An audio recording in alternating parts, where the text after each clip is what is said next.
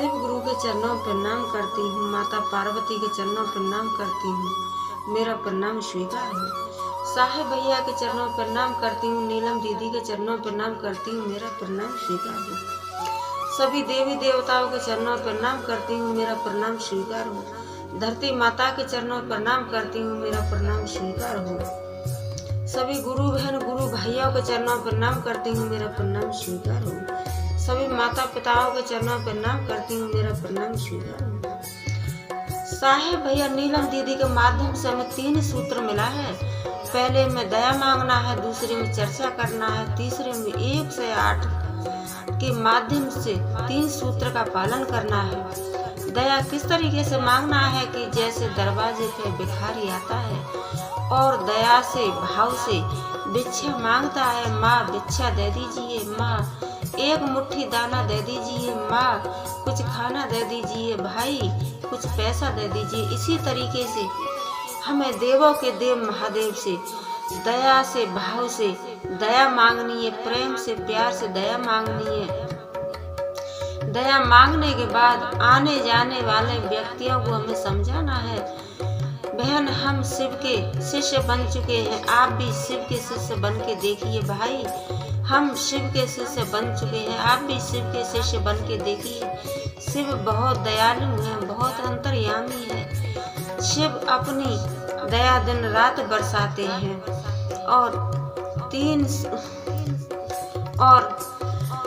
से 8 बार से प्रणाम करना है, 1 से 8 बार से प्रणाम करना है।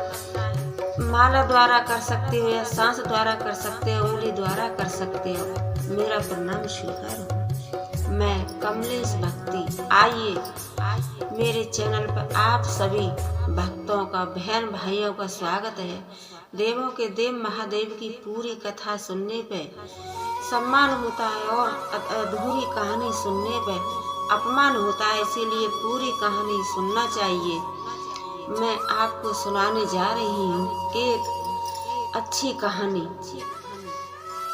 एक गुरु बहन थी तो तालाब के किनारे रहती थी। वहाँ पे ही एक देवों के देव महादेव का मंदिर था। तो उनका रोज का नियम था सवेरे 4 बजे गंगा नहाना, गंगा नहाने के बाद पूजा अर्चना करना और 3 सूत्र का पालन करना उनका रोज का नियम था। तो गंगा में एक मछली और मछला रहते थे, तो मछली मछला भी रोज 3 सूत्र का पालन और शिव चर्चा रोज सुनते थे।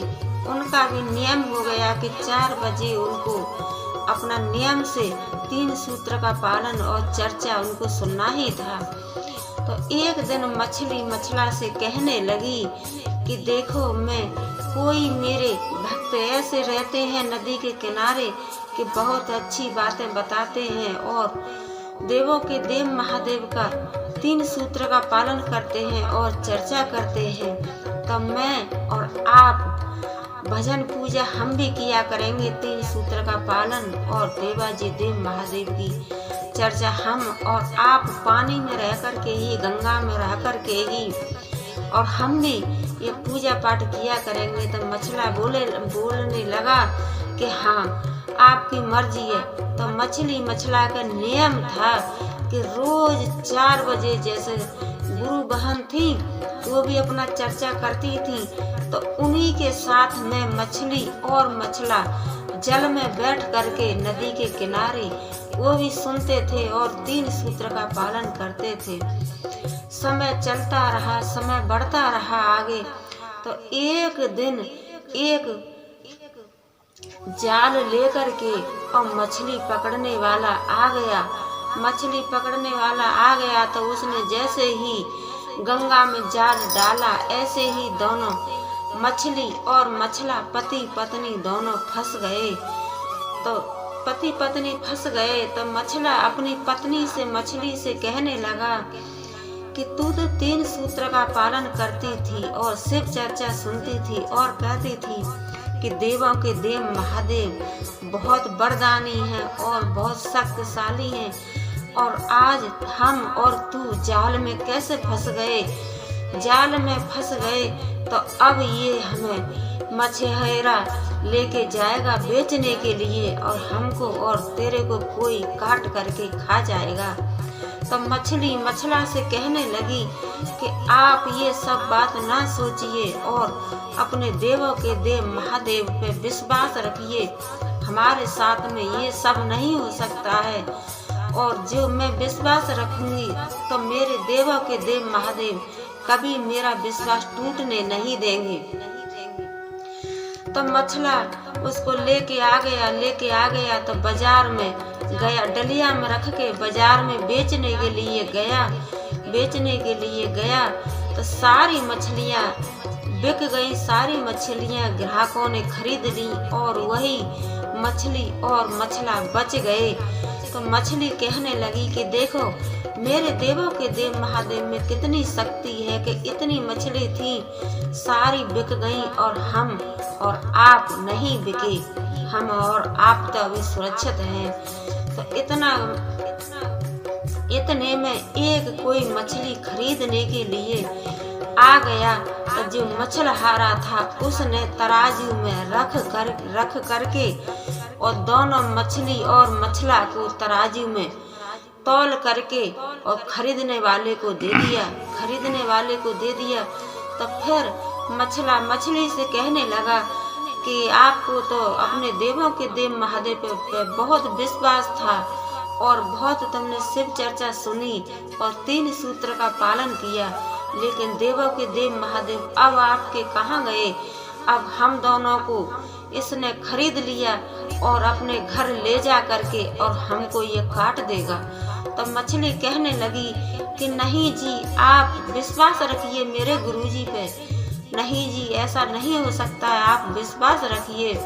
तो खरीदने वाला और अपने घर लेके गया तो उसकी पत्नी उन दोनों को काटने को लेकर के बैठी। तो इतने में आंधी और तूफान, इतना तेज आंधी तूफान उठा तो जो वो पत्नी थी उनको लेकर के बैठी तो वो बेचारी अपना उनको छोड़ करके और कभी जैसे कपड़ा बर्तन सर्तन सारा अपना इधर उधर का उठाने धराने लगी। तो इतना पानी आया था तो मछली और मछला दोनों पानी में बह करके चले गए, क्योंकि देवों के देव महादेव ने उनको मौका दे दिया। तो दोनों मछली और मछला पानी में चले गए। तो मछली कहने लगी कि आप तो हमसे कहते थे कि तुम्हारे शिव गुरु देवों के देव महादेव अब कहाँ गए, और अब देखो मेरे देवों के देव महादेव के अंदर इतना शक्ति है कि मेरा और आपका कुछ कोई कर नहीं पाया। हम लोग जाल में भी फंस गए और बाजार में भी बिक गए और खरीदने वाले ने हमको खरीद भी लिया। पर देखो देवों के देव महादेव की शक्ति देखो, जब हमारा काटने का नंबर आया तो उन्होंने आंधी और तूफान ऐसा चला दिया कि वो अपना इधर उधर का सामान रखने लगी। तो हमको मौका दे दिया, हम दोनों जल में बह करके फिर दोबारा से नदी में आ गए। तो मैं यही कहूँगी कि जो देवों के देव महादेव का सच्ची और श्रद्धा भक्ति से जो पूजा अर्चना और 3 सूत्र का पालन करता है तो देवों के देव महादेव काल के महाकाल मेरे गुरुजी हमेशा रक्षा करेंगे। कितना भी संकट आए, कितनी ही मुसीबत आए, लेकिन हर मुसीबत से और हर संकट से देवों के देव महादेव पार लगाएंगे। मेरी वीडियो को लाइक शेयर सब्सक्राइब कीजिए। हर हर महादेव, ओम नमः शिवाय, और कमेंट में लास्ट में मेरे वीडियो में ओम नमः शिवाय जरूर लिखना। हर हर महादेव, ओम नमः शिवाय।